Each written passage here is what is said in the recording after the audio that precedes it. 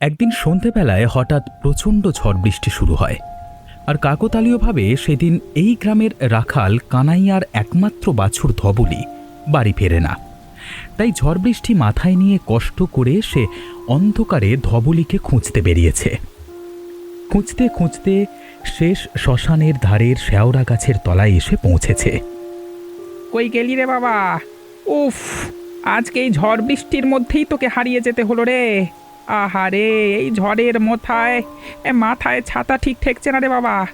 উড়ে যাওয়ার অবস্থায় তোকে কোথায় খুঁজে পাই বলতো?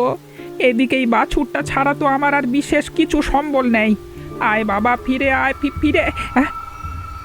ও মা গো, ওটা কি? না না না না, এটা হতে পারে না। আমি এটা কি দেখছি? ওরে ধবলি, তোর এই অবস্থা কে করলো রে? হায় হায় হায় হায় হায় হায় হায় হায় গো, আমার সর্বনাশ হয়ে গেল। কে আমার উপর হিংসে করে এমন নিষ্ঠুরভাবে মেরে ফেললো অবলা জানোয়ারটিকে?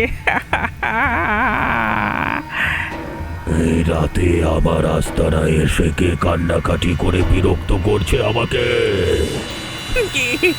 কে ওটা? কে তুমি? এমন লাল চোখ তো কোনো মানুষের হতে পারে না। উড়ি বাবা! বেরিয়ে যা, এখান থেকে চলে যা বলছি। যদি তোর বাছুরের মতো তোর নিজের অবস্থাও করতে না চাস তাহলে এক্ষুনি চলে যা। বাবা গো, ও বাঁচাও! মরে গেলাম, উড়ি বাবা! আজকে মনে হচ্ছে মরেই যাবো ওর বাবা রে। আর যদি কোনোদিন এখানে ফিরে আসিস তাহলে এরকম ভাবেই ঝুলে থাকবে গাছের ডালে। না না না না, ছেড়ে দাও আমাকে, আমাকে ছেড়ে দাও, ছেড়ে দাও। এই গ্রামের হরিদাস বুড়ো মাংস খেতে বড় ভালোবাসে। রাতে মাংস ছাড়া তার চলেই না। তাই সে এদিন সন্ধেবেলায় বাজার থেকে মাংসের প্যাকেট কিনে শ্মশানের পাশের শেওড়া গাছের তলা দিয়ে বাড়ি ফিরছিল। কে যায় এ পথ দিয়ে? এত বড় সাহস! আমার আস্তানার সামনে দিয়ে একা হেঁটে যাচ্ছিস? রে, গাছের নিচে অন্ধকারে দাঁড়িয়ে কি করছিস? আমাকে চিনতে পারছিস নাকি? আমি হরিদাস। এখানে অন্ধকারে না দাঁড়িয়ে থেকে যা, ঘরে গিয়ে নিজের কাজ কর। আমাকে বেশি সাহস নিয়ে জ্ঞান দিতে আসিস না। তাই নাকি? তা হাতে করে তুই কি নিয়ে যাচ্ছিস? বেশ সুন্দর গন্ধ বেরুচ্ছে তোর ভেতর দিয়ে। কে রে বেটা? আমি হাতে করে কি নিয়ে যাচ্ছি জেনে তুই কি করবি? আমি হচ্ছি গ্রামের সব থেকে মাংসপ্রিয় বাসিন্দা। লোকে বলে হরিদাস মাংসপ্রিয় বুড়ো। সেই জন্যই তো তোকে দেখা দিয়েছি। মাংস তুই একা একা খাবি, আমাকে দিবি না তুই? মাংস খেতে তো আমি তোর থেকেও বেশি ভালোবাসি। কাঁচা মাংস চিবিয়ে খেতে আমার খুব ভালো লাগে। ওরে বাবা রে, এটাকে মাগো, এমন লাল চোখ কেন রে বাবা রে? উফ, কি সুন্দর কাঁচা কাঁচা রক্ত মাংস নিয়ে যাচ্ছিস রে তুই। এমনিতেই তো মাংস আমার খেতে ভালো লাগে। দে দে দে দে, আজকে তোর সব মাংস আমাকে দে, আমি খাবো। আর যদি না দিস তাহলে তোকে খাবো। আমাকে ছেড়ে দাও। ও ভূতে বাঁচাও, ও ভূতে ধরেছে, বাঁচাও। কেউ কোথায় আছো? কেউ বাঁচাবে না তোকে। এ রাস্তায় সন্ধ্যের পর কারোর সাহস নেই আমার ডেরা দিয়ে যাবে। তুই সাহস করেছিস, আজকে তোকে শেষ করব আমি। এই না না, এই নাও মাংস, আমাকে ছেড়ে দাও। তো হাই তো হাই, আমার বুকে খুব ব্যথা করছে। দেখো দেখো, আমি বুড়ো মানুষ, আমার শরীর অসুস্থ। ছেড়ে দাও বাবা, ছেড়ে দাও। ও ও বাবা!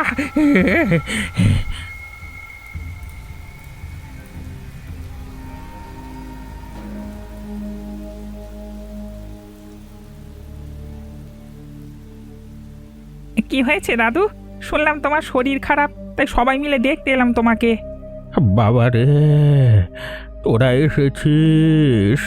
এ বুড়ো মানুষটা কি এত বয়সে এত ধকল সহ্য করতে পারে বল? কি হয়েছে কাকা তোমার সাথে? কালকে সন্ধ্যায় গ্রামের সবাই বললো তুমি নাকি শেওড়া গাছের মাঠে সন্ধ্যায় খুব চিৎকার চেঁচামেচি করছিলে। তারপর শুনলাম অসুস্থায় বাড়ি ফিরেছ। কি ব্যাপার কি? হ্যাঁ, আমরা অনেকেই শুনেছি, তারপর তো কাউকে দেখতে পাইনি। ওই শ্যাওড়া গাছের তলায় তোমার সাথে কিছু হয়েছিল দাদু? বাবারা, তোরা এসেছিস বলে একটু ভরসা পেয়েছি, কিন্তু সত্যি কথা বিশ্বাস কর, আমি খুব ভয়ে ভয়ে আছি। তোরা তো জানিস আমি এই বুড়ো বয়সে একটু মাংস খেতে ভালোবাসি। কালকে যখন সন্ধেবেলায় মাংস নিয়ে ফিরছিলাম ওখান দিয়ে, একজোড়া লাল চোখ আমার দিকে এগিয়ে এলো। ভূত রে বাবা, ভূত! আমাকে মেরে ফেলতে চাইছিল। কোনো রকমে মাংসর প্যাকেটটা রেখে আমি পালিয়ে এসেছি। তারপর বুকে খুব ব্যথা করছে। কালকে হয়তো আমি পটল তুলতাম। এই তো খুব ভয়ানক কথা। তার মানে তো শ্মশানের বেতাল গ্রামে আবার নেমেছে। কিন্তু এত বছর তো সব কিছু শান্ত ছিল। তোমরা তো জানো আমার ধবলি বাছুরটাকে ওই নৃশংসভাবে ওখানে টাঙিয়ে মেরেছে। আমার কথা তো প্রথমে কেউ বিশ্বাস করছিল না। আমিও হরিপদ দাতুর মতো ওই লাল চোখ আর কালো ছায়া দেখেছি। তোমরা বিশ্বাস করবে না, একেবারে আগুনের মতো লাল চোখ। দেখলে মনে হয় যেন এক্ষুনি চিবিয়ে খাবে। কিছু একটা উপায় করো তোমরা বাবা, তোমরা সবাই মিলে ভাবনা চিন্তা করে। তোমরা সবাই শোনো, আমাদের পাশের গ্রামে যে পণ্ডিত ভবানন্দ আছে, একমাত্র তিনিই সমাধান করতে পারে এই সমস্যার। ওর মতো তান্ত্রিক কিন্তু এই অঞ্চলে নেই। তাহলে তো ভালো কথা, আমরা সবাই মিলে ভবানন্দ ঠাকুরের কাছে যেতে পারি। তান্ত্রিক ঠাকুর নিশ্চয়ই কিছু একটা সমাধান দিতে পারবেন। হ্যাঁ হ্যাঁ, আমরা সবাই মিলে যাব। এমন বিপদের মধ্যে তো বাঁচা যায় না। গ্রামে আমরা পরিবার নিয়ে থাকি, কখন কার কোন ক্ষতি হয়ে যায় তা তো বলা যায় না। চলো চলো, আমরা সবাই যাব। ঠিক আছে বাবা, তোমরা যাও, আমি আর কোথাও যেতে পারবো না। ও বাবা রে! রামচরণদের গ্রাম থেকে তান্ত্রিকের গ্রাম বেশ দূরে। তারা ভবানন্দ ঠাকুরের নাম শুনলেও বাড়ি চেনে না। দুজনে মিলে বেশ কয়েক ঘন্টা ধরে ভবানন্দ ঠাকুরের বাড়ি খুঁজছে। তাড়াতাড়ি চল বাবা কানাইয়া, একটু পা চালিয়ে হাঁট। এ ভবানন্দ ঠাকুরকে যে করেই হোক আজকের মধ্যে ধরতেই হবে, নইলে বিপদ আরও বাড়বে তো। তুমি একবার ভাবো কাকা, আমি সামান্য গরিব এক রাখাল ছেলে, আমার সর্বস্ব শেষ হয়ে গেল, আর ওই বুড়ো মানুষটার প্রাণ যেত। এবারে কি করব বলো তো? সেই জন্য তো বলছি আমাদের কিছু করবার নেই। ঠাকুর মশাই যা বিধান দেবেন সেই অনুযায়ী কাজ হবে। কিন্তু বাড়িটা তো আমরা কেউ চিনি না। মনে হচ্ছে ওই পুকুরের পাড়ে একটা বাড়িটা হবে। হ্যাঁ চল, ওদিকেই চল। আর কালকে অমাবস্যা, যা করবার আজকের মধ্যেই ঠাকুর মশাইকে জানিয়ে অন্তত একটা ব্যবস্থা করতে হবে। অমাবস্যায় ভূত প্রেত বেতালের ক্ষমতা বাড়ে, তখন হয়তো শুধুমাত্র এই শ্যাওড়া গাছ থাকবে না আমাদের গ্রামের ভেতরে, এসো আমাদের ক্ষতি করবে ওই বেটা বেতাল বাড়ি। কাকা, ভাবতে আমার ভয় করছে। ঠাকুর মশাই পারবেন তো করতে? তাছাড়া তো কোনো উপায় দেখছি না রে বাবা রে। এদিকে আর তেমন কোনো লোক নেই। আর যদি কিছু করতে পারে তাহলে ওই তান্ত্রিক ঠাকুরই পারবে। একটা মনের কথা বলবো কাকা? কি নে, বল না। কাকা, আমার বুকের ভেতরটা সত্যি কেমন করছে। মনে হচ্ছে ওই দুটো চোখ যেন সারাক্ষণ আমার পেছনে পেছনে চলছে। আমরা কি করছি সব কিছু যেন লক্ষ্য রাখছে। আমাদের কোনো ক্ষতি হবে না তো কাকা? ক্ষতি হবার সম্ভাবনা তো আছে, কিন্তু সেই ক্ষতি থেকে যদি বাঁচতে হয় তাহলে এক্ষুনি গিয়ে ঠাকুর মশাইয়ের পা ধরতে হবে। চলো চলো, আমি আমি আমি রাজি আছি। হ্যাঁ, উনি যা বলবেন সব করতে আমি রাজি আছি। শুধু আমাদের এই বিপদ থেকে উদ্ধার করুন উনি। ও ওটা কি? কিসের শব্দ হচ্ছে? ওরে বাবা রে, এই সেই বেতাল এসেছে।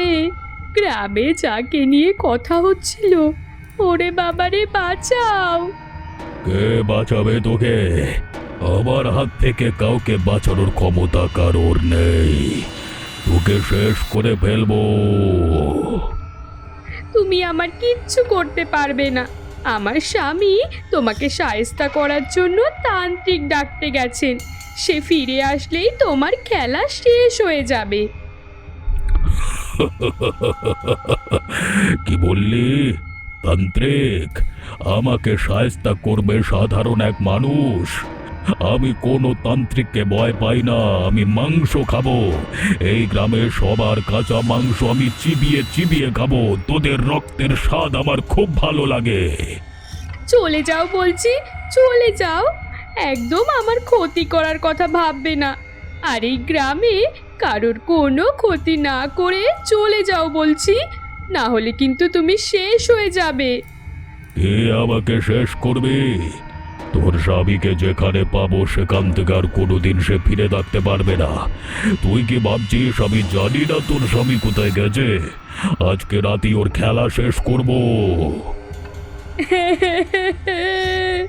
না না না, দোহাই তোমার, ওকে ছেড়ে দাও, দয়া করে ছেড়ে দাও ওকে। তাহলে কি তোকে খাবো? তোর গলায় এমন কামড় দেবো যে রক্ত বেরোবে, সেই রক্ত আমি খাবো।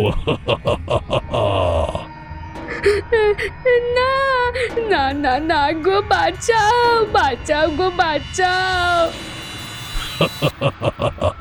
আমার হাত থেকে রেহাই নেই, কারোর রেহাই নেই আমার হাত থেকে। ভবানন্দ ঠাকুর অন্য গ্রামে গিয়েছিল তার সাধনার কাজে। বাড়ি খুঁজে পেলেও সন্ধ্যা থেকে রামচরণ আর কানাইয়া অপেক্ষা করছিল ঠাকুরের বাড়িতে।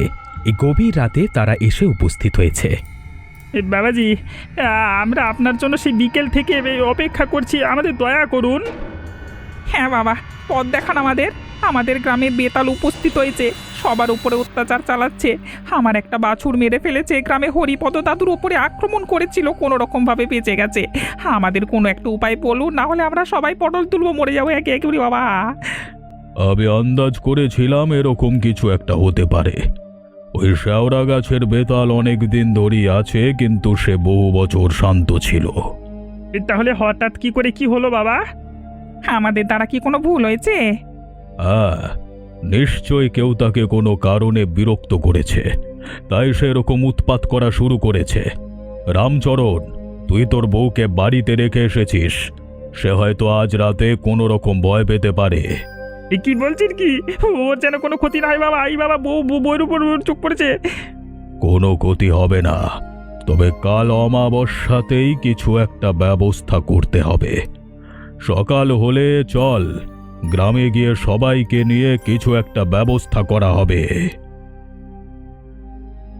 অমাবস্যার গভীর অন্ধকার সন্ধ্যায় শ্মশানের মাঠে শেওড়া গাছ থেকে কিছুটা দূরে ভবানন্দ ঠাকুর গ্রামের সবাইকে এক জায়গায় করে তার সাধনা শুরু করেছে। তার উদ্দেশ্য বেতালকে শাস্তি দেওয়া নয়, বেতালকে মুক্তি দেওয়া। সবাই ভয়ে ভয়ে দাঁড়িয়ে আছে আশেপাশেই। এই ছেলে, তুই এদিকে শুনে যা। হ্যাঁ বাবা, আজ্ঞা করুন আমাকে। আমি এখানে বসে যজ্ঞ করব, তারপর যখন বলবো তুই এগিয়ে যাবি ওই গাছটার দিকে। পারবি তো? ভয় পাবি না তো? না বাবা ঠাকুর, আমি পারবো, আমাকে পারতেই হবে। বেতাল, আমি জানি তুই কাউকে ভয় পাস না, কিন্তু এখন সত্যের মুখোমুখি হওয়ার সময় এসেছে। আমাকে বল, তুই কেন এসেছিস? তুই কি চাস? ওই দেখুন বাবা, সেই বেরিয়েছে। উনি বাবা, কি ভয়ানক দেখতে! তুই এবারে এগিয়ে যা একটু সামনের দিকে। আচ্ছা বাবা। এত বড় সাহস! তুই আমার দিকে একটা সামান্য মানুষকে এগিয়ে দিচ্ছিস? তুই কি ভাবছিস আমাকে সামান্য মানুষ বশ করতে পারবে? ভুল ভাবিস না, আমি এসেছি তোর বন্ধন মুক্ত করতে। কিন্তু আগে বল, কে তোকে এখানে বেঁধে রেখেছে? আমি এখানেই আছি আজ থেকে বহু বছর ধরে। কে আমাকে বেঁধে রাখবে? কার এত ক্ষমতা? তাহলে সত্যি বল, আমি কখনোই তোকে এই নিরীহ গ্রামবাসীগুলোর ওপর অত্যাচার করতে দেব না। সত্যিটা আমাকে জানতেই হবে। তুই কি ভেবেছিস সত্যি গোপন করে মানুষের ক্ষতি করবি তুই? সত্যি জানতে চাস তুই? সত্যি? আমার সত্যি শুধু রক্ত খাওয়া? না, তুই আমাকে বল তোর অপমৃত্যু কিভাবে হয়েছিল। কে তোকে এই গাছে কিভাবে বেঁধে রেখেছিল অন্যায়ভাবে? আমি জানি তুই অনেক বছর ধরে এখানে আটকে আছিস, কিন্তু আমি তোকে মুক্তি দিতে চাই। তুই আমাকে বিশ্বাস কর, এই গ্রামের মানুষ যতটা না কষ্ট পাচ্ছে তার থেকে বেশি আমি জানি তুই কষ্ট পাচ্ছিস, কিন্তু আমি তোর কষ্ট মোচন করতে পারবো। ঠিক বলেছ তুমি। অনেক বছর আগে একজন লোভী তান্ত্রিক আমাকে ব্যবহার করতে চেয়েছিল, কিন্তু পারেনি। আমার ক্ষমতার সামনে সেই ব্যর্থ তান্ত্রিক হেরে গিয়েছিল। শেষ পর্যন্ত নিজের স্বার্থ পূরণ করতে না পেরে রাগে আমাকে এই গাছের মধ্যে বেঁধে রেখে গিয়েছিল। তাহলে তুই আজকে কেন ফিরে এসেছিস? কারণ আমি প্রতিশোধ নিতে চাই। আর এখন সেই ঘটনার 100 বছর পূরণ হয়েছে। 100 বছর ছাড়া ছাড়া আমি জেগে উঠতে পারি। আর আমি জেগে উঠে সমস্ত মানুষের বিরুদ্ধে আমার প্রতিশোধ নিচ্ছি। তুই যাদের ওপরে প্রতিশোধ নিচ্ছিস তারা সাধারণ মানুষ, তারা তোর কোনো ক্ষতি করেনি। তুই যদি আমার কথা শুনিস তাহলে আমি তোর বন্ধন মোচন করতে পারি, তোকে আমি মুক্তি দিতে পারি। তুই আমার দিকে এগিয়ে আয়, ওই ছেলেটার কোনো ক্ষতি না করে। বাবা, ও সত্যি সত্যি এগিয়ে আসছে তো। ওকে আসতে দে, ও কোনো ক্ষতি করবে না। কি করতে চাস তুই আমার সাথে? যা, তুই এখন মুক্ত হয়ে যাবি। যে তান্ত্রিক তোর সাথে ক্ষতি করেছে সেই তান্ত্রিক মরে গিয়েও শান্তি পাবে না, তাকে সারা জীবন প্রায়শ্চিত্ত করে যেতে হবে। কিন্তু তুই যেহেতু তার শয়তানির শিকার হয়েছিস, তাই তুই মুক্তি পাবি আজকে, আর কোনো দিন ফিরে আসবে না মানুষের ক্ষতি করতে। ধন্যবাদ বাবা ঠাকুর। আমি এত বছর শুধু মানুষের বিরুদ্ধে রাগ আর হিংসা জমিয়েছি মনের ভেতর, কিন্তু আজ আমি মুক্ত। ধন্যবাদ তোমাকে, ধন্যবাদ। জয় বাবা ঠাকুরের জয়। জয় বাবা ঠাকুরের জয়। জয় বাবা ঠাকুরের জয়, জয় বাবা ঠাকুরের জয়। বাবা, ও কি মুক্ত হয়ে গেল? হ্যাঁ, ও আর কোনো দিন কারোর ক্ষতি করতে আসবে না। তোমরা এখন শান্তিতে নিজেদের মতো করে বাঁচতে পারো। আমি জানতাম বাবা, একমাত্র আপনি পারতেন আমাদের এই বিপদ থেকে উদ্ধার করতে। তবে তোমরা এই গাছটিকে কোনো দিন কাটবে না, এই গাছটা যত্ন করবে। ও আর কোনো দিন কারোর ক্ষতি করবার জন্য আসবে না। আর মনে রাখবে, অজ্ঞানতাই মানুষের সব থেকে বড় ক্ষতি করে। কারোর ওপরে তোমরা কোনো দিন এরকম অবিচার করবে না, যেমন অবিচার এই বেতালের ওপরে হয়েছিল। আবার যদি তোমরা অবিচার করো তাহলে কিন্তু আবার এমনই কিছু হতে পারে। আমাদের উচিত শিক্ষা হয়েছে বাবা, আমরা আর কোনো দিন কারোর ক্ষতি করব না।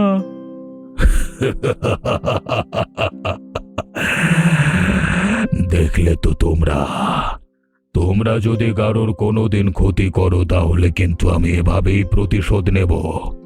তোমাদের কাঁচা রক্ত মাংস আমি চিবিয়ে চিবিয়ে খাবো। আর তোমরা বলো তো, আমি কোন গাছে বাস করতাম? উত্তরটা কিন্তু তোমরা কমেন্ট করে জানিও, না হলে রাতের বেলায় আমি তোমাদের স্বপ্নে আসব। আর আমাদের গল্পটা কেমন লাগলো তোমরা কিন্তু কমেন্ট করে জানাতে ভুলো না। আমরা তো সবাই তোমাদের কমেন্টের অপেক্ষা করব। আর আমাদের চ্যানেলটিকে সাবস্ক্রাইব করে আমাদের পাশে থেকো।